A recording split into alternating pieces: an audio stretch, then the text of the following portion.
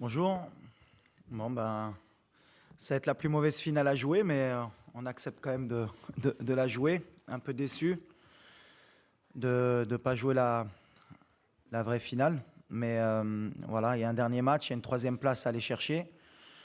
On sait que c'est important de finir sur le podium pour nous, surtout pour bien finir le tournoi, même si ça va être difficile avec la fatigue, le coup de massue qu'on a pris derrière la tête. Mais voilà, les Croates aussi auront à cœur aussi de bien terminer la compétition. On les a joués le premier match. C'est un beau clin d'œil de les jouer le dernier match.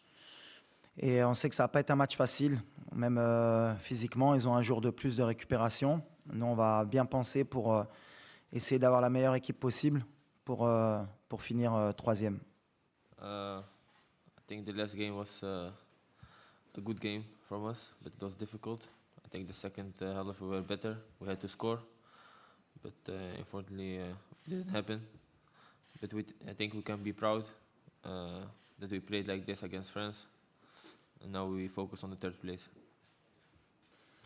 On a nettoyé les têtes déjà parce que quand on perd une demi-finale de Coupe du Monde, et surtout que nous c'était notre première avec, comme tu l'as signalé, avec toutes les émotions qui vont avec, bah, c'était compliqué, mais les joueurs ont encore faim, comme j'ai dit, ils ont envie de bien terminer, et ils se rendent compte qu'il y a encore un match à jouer aussi, et je pense qu'ils ont bien compris que terminer troisième, ce n'était pas terminer quatrième non plus, et que ce serait bien de ramener une médaille à la maison, comme on dit, donc on a vraiment à cœur de bien terminer la compétition.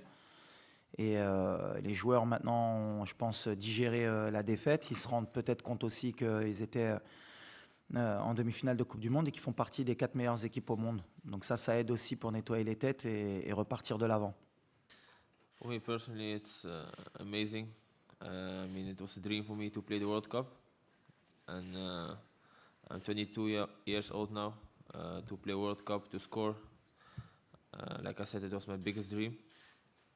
And now we are fighting for the third place. It's something nobody expect, but like I said, it's like a dream coming true. Bah déjà, on savait que c'était une des meilleures équipes au monde avant la compétition. Après le premier match, bah, je pense que les deux équipes, on a été décriées par rapport au match qu'on avait fourni. Il y avait beaucoup de personnes qui disaient que les Croates étaient en fin de cycle et qu'on aurait pu créer la surprise. Et ça, c'était de notre côté. Et de leur côté, on leur disait comment ça se faisait qu'ils n'avaient pas battu une équipe marocaine. Aujourd'hui, eh ben, la fierté qu'on peut avoir les deux équipes déjà, c'est d'être partis en demi-finale et d'être sortis du groupe de la mort. Et je pense que ce sera différent du premier match, où le premier match, les deux équipes, on a beaucoup calculé, il y a eu beaucoup de respect pour prendre au moins un point et avancer dans la compétition. Donc demain, je pense que ce sera plus débridé, il y aura plus d'espace.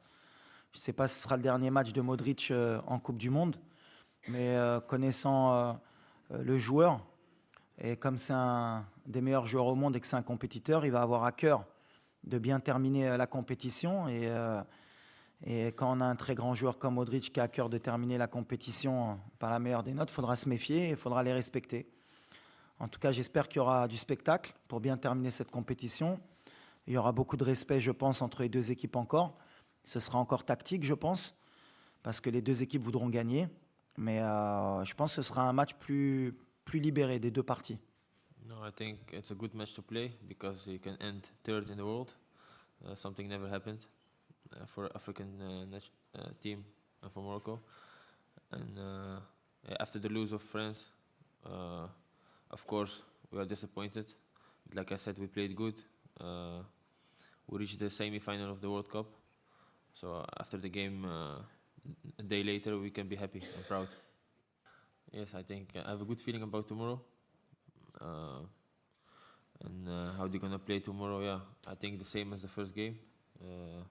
It's not the same because Bah pour nous, pour les motiver, déjà on n'a pas besoin de trop motiver nos joueurs. On est en Coupe du Monde, on représente notre pays. Chaque match est important, même un match amical pour nous. On veut le gagner pour nos supporters. Ensuite, l'objectif, c'est la troisième place parce que plus on pousse le classement au maximum, c'est-à-dire si on finit troisième, eh ben, comme on aime avoir les records et comme on aime être les meilleurs, la prochaine équipe africaine qui voudra nous battre, et ben forcément, ou il faudra qu'elle se fasse éliminer en demi-finale et qu'elle gagne le match de classement, ou qu'elle aille en finale. Donc comme ça, on poussera un peu plus les rêves des autres et pourquoi pas même les nôtres dans le futur. Donc on a un bel objectif. Si on peut finir troisième, ce sera extraordinaire. Là, la fédération a fait ce qu'elle devait faire. On n'oublie pas que la France a fait pareil avec la Tunisie alors qu'elle était qualifiée.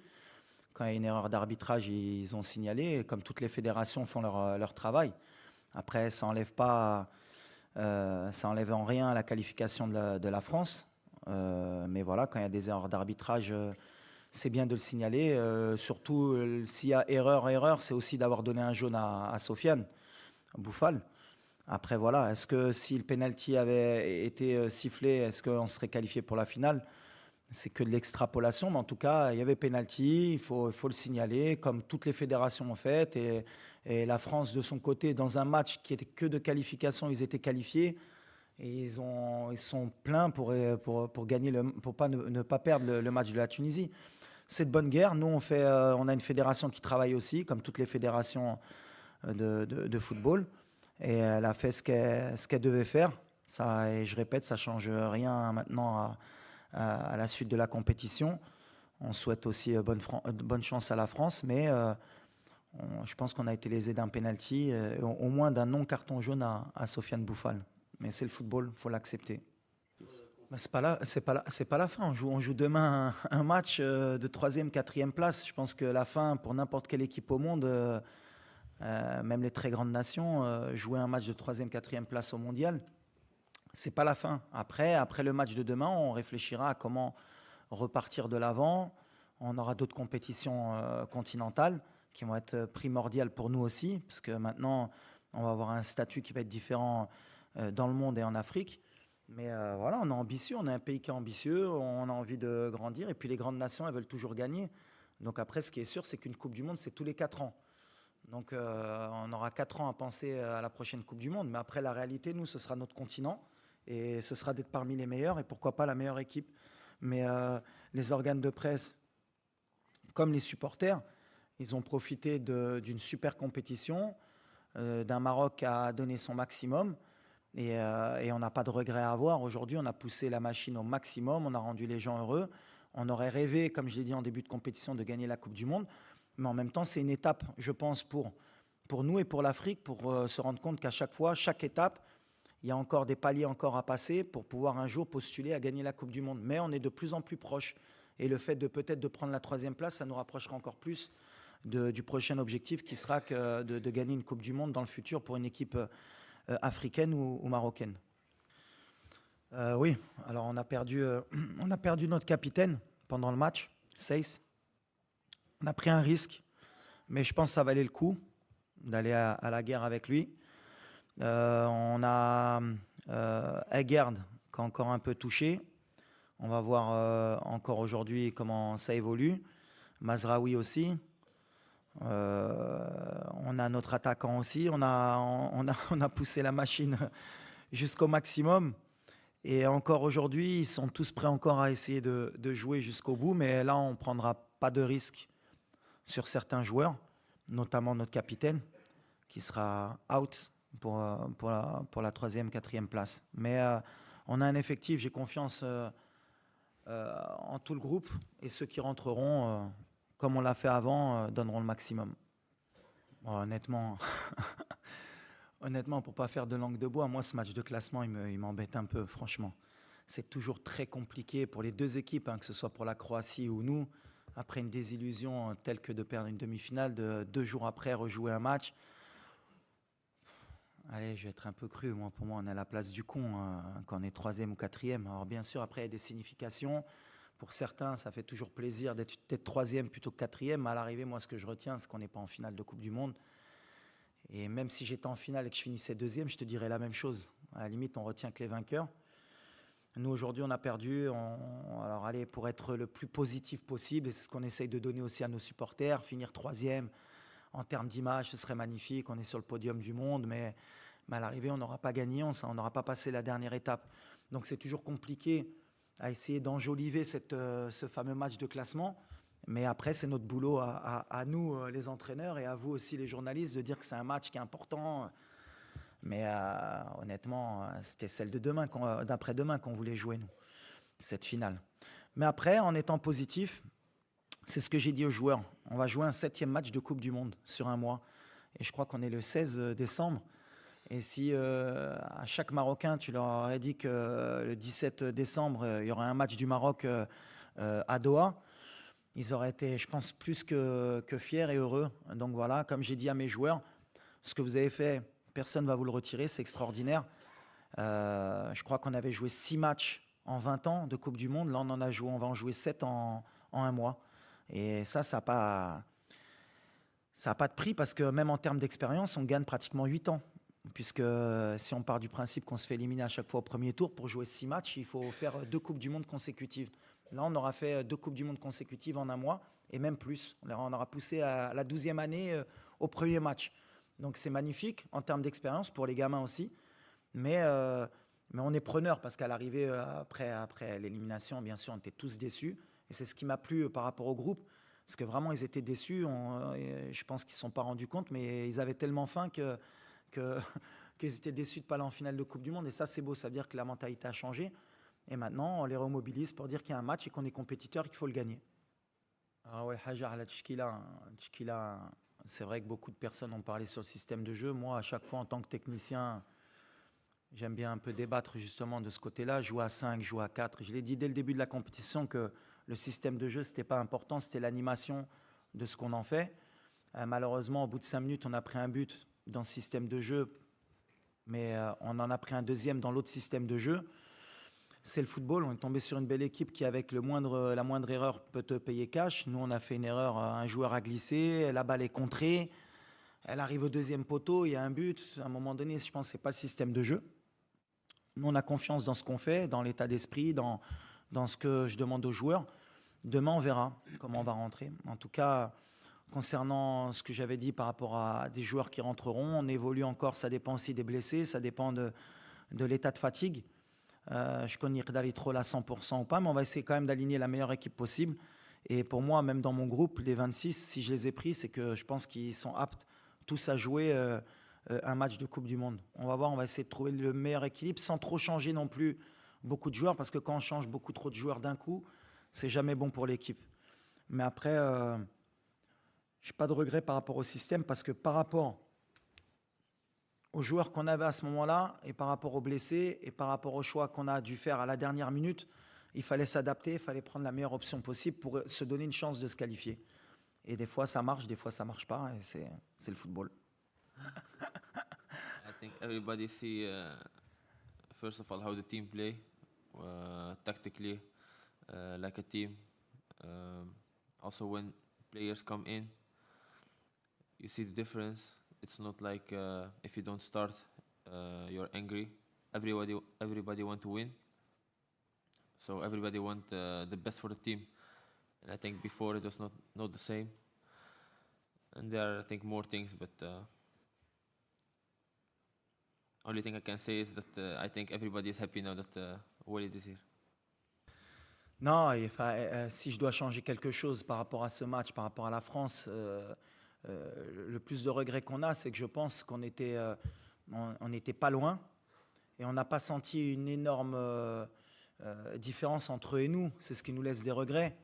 Après, si j'avais quelque chose à changer, j'aurais aimé qu'on ait tous nos joueurs à disposition et à 100%. Mais après, quand on part de ce côté-là, la France, il leur manquait Rabiot, il leur manquait Benzema, il leur manquait Pogba, il leur manquait Kanté. Mais eux, ils peuvent se permettre d'avoir des absents.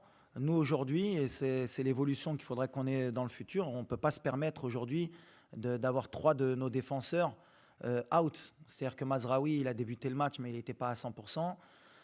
Aguerd, à la dernière seconde, il a été obligé d'être out. Et Seyss a joué à 60-70%. Il s'est blessé en plus dans les 10 premières minutes. C'était un peu trop pour nous. Alors après, si j'avais quelque chose à changer, est-ce que j'ai pris trop de risques sur cette demi-finale à parier sur ces joueurs-là? Sûrement. Ça va faire partie de mon évolution, de mon expérience. Mais si je devais le refaire aujourd'hui, je le referais. Non, pour répondre d'abord à ça, non, pas du tout. Au contraire, moi, la Croatie, j'ai énormément de respect pour ce pays. parce que je crois que c'est un pays de 4 millions d'habitants. Quand on voit les joueurs de talent qu'ils arrivent à sortir, l'esprit d'équipe aussi qu'ils arrivent à ressortir, je trouve que c'est extraordinaire. Alors en même temps, c'est un exemple pour nous, même si nous, on est, je pense, pratiquement 6 ou 7 fois plus d'habitants. Mais comme quoi, un pays, en travaillant bien, en prenant le temps, en structurant bien ses clubs et en ayant aussi un bon état d'esprit, ben, peut rivaliser avec les meilleurs. Et la Croatie, aujourd'hui, sur 2 compétitions mondiales, eh ben, elle fait partie des 4 meilleures équipes du monde en étant un pays de 4 millions d'habitants. Donc c'est respect. Et ce n'est pas une revanche parce que bah, déjà on n'a pas perdu contre la Croatie, on a fait match nul. Et de deux, au contraire, nous, ça nous pousse à justement avoir entre le premier match et ce match-là, est-ce qu'on a progressé, est-ce qu'on a passé un cap aussi, est-ce qu'on est capable de les battre pour voir si on peut être meilleur qu'eux. Mais moi, honnêtement, sur le premier match, Modric, je lui tire mon chapeau. C'est un joueur extraordinaire et ce qu'il fait à 37 ans, c'est monumental, vraiment. Et s'il y avait quelqu'un qui doutait de pourquoi Modric a eu un ballon d'or dans sa carrière, aujourd'hui, il n'y a aucun doute. Il le mérite et heureusement qu'il l'ait pris dans sa carrière. En tout cas, nous, non, ce n'est pas une revanche du tout. On ne prend pas les matchs comme des revanches, on les prend comme des challenges. Aujourd'hui, le challenge de battre l'Espagne et le Portugal, c'était de montrer qu'entre 2018 et 2022, le Maroc avait passé un cap. Et aujourd'hui, je pense qu'on a passé un cap. Et pour la prochaine Coupe du Monde, si on a la chance d'être présent et de se qualifier, eh ben, si on doit rencontrer la France ou une autre équipe, ce sera de montrer qu'on a passé un cap encore. Et c'est comme ça qu'on évolue. Et c'est pour ça que je suis encore... Moi, je suis un compétiteur. Je n'ai toujours pas avalé encore la défaite. Vous allez me prendre encore pour un fou, mais je pensais vraiment qu'on pouvait gagner la Coupe du Monde après être passé contre le Portugal.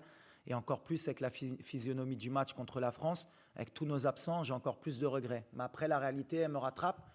Je me dis que c'est la France, je me dis que c'est comme ça qu'ils gagnent leur match et ils ne les gagnent pas par hasard. Donc à chaque fois, je pense que n'importe quel pays, quand ils jouent la France, ils pensent qu'ils ne sont pas loin.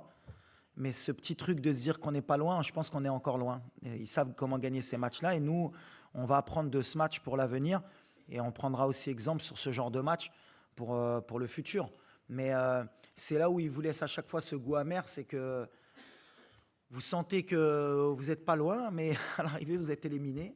Il faut l'accepter. Et aujourd'hui, on est déçus parce que l'engouement qu'il y avait derrière cette équipe, même le peuple s'est mis à rêver, tout le monde s'est mis à rêver. Et quand vous coupez le rêve de quelqu'un, ben forcément, on est déçus pour notre pays. Mais après le match de demain, Inch'Allah, on va repartir au combat et puis on se rendra compte quand on regardera derrière nous qu'on a fait quelque chose d'extraordinaire. Gorkum, I think I see the videos. Everybody follow the games. Actually, the Moroccan, but also the Dutch people. I see also that NOS was there. They are very happy for me because Gorkum is small. I'm the first one who plays the World Cup. And my former teammates, AZ, Alkmaar, PSV, everybody is happy for me. Send me a message. So yeah, I have contact with everybody. Oui, les joueurs, forcément, ils ont fait toute leur formation aux Pays-Bas. On a beaucoup de joueurs formés là-bas. Avant, l'équipe nationale était formée de beaucoup de joueurs qui venaient du football français. Aujourd'hui, notre pays a beaucoup de binationaux, mais de différents horizons. On a donc les néerlandophones, on a les Belges, on a les Français, maintenant les Hispaniques aussi, et même les Italiens. On essaye de faire un milkshake. Moi, en tout cas, sur leur jeu, oui, ils ont quelque chose d'hollandais, même si, sans critiquer les Pays-Bas, pour moi, les Pays-Bas que j'ai vus ces dernières années, ce n'est pas les Pays-Bas qui m'ont fait rêver, moi, dans les années 90 ou avant, dans les années 80. Même les Pays-Bas ont évolué dans leur style de jeu. Et ces joueurs sont bien formés, tactiquement, techniquement, et ils apportent aussi une culture de la gagne aussi qu'ils ont et du beau jeu. Donc voilà, nous on en profite, on essaie de faire un milkshake avec tous ces joueurs. Mais aujourd'hui, la base, c'est vrai qu'elle est néerlandophone aussi chez nous au Maroc. Mais le cœur est marocain et c'est ce qu'on essaie de leur faire comprendre. Moi, je pense que ça va être un match équilibré, comme toutes les finales, et beaucoup d'enjeux. Non seulement il y a le trophée majeur, mais Il y a le trophée de meilleur joueur aussi, meilleur entraîneur, même si je pense que pour Deschamps, il a montré sur les 10 dernières années en sélection que c'était le meilleur sélectionneur du monde. Donc il n'y a pas de débat. Ensuite, pour Mbappé aussi, parce que voilà, il a peut-être le meilleur joueur, un des meilleurs joueurs de l'histoire en face de lui. Et si un jour il veut peut-être le détrôner, c'est l'opportunité pour lui, avec 2 Coupes du Monde déjà, il aura mis la barre très très haute. Donc voilà, ça va être un match super intéressant. J'espère que ce ne sera pas trop fermé et que le meilleur gagne, même si mon cœur, forcément, il penchera plus pour la France puisque j'ai grandi en France. Donc voilà, mais avec beaucoup de respect pour les Argentins, puisque l'entraîneur, c'est un entraîneur avec qui j'ai joué dans ma carrière. Donc lui aussi, je lui souhaite du bien et j'espère aussi que pour lui, ce sera une belle finale. Donc voilà, le cœur, il balance, mais l'objectif, c'est de voir un bon match de football, que le meilleur gagne et on verra qui écrira l'histoire. En tout cas, voilà, comme tu as dit, il y a beaucoup de choses qui se jouent. La 3e étoile pour les 2 pays. C'est sûr qu'en termes d'affiche mondiale, c'est une affiche rêvée pour la FIFA, pour le monde du football. Donc on est content, on va l'observer, que le meilleur gagne.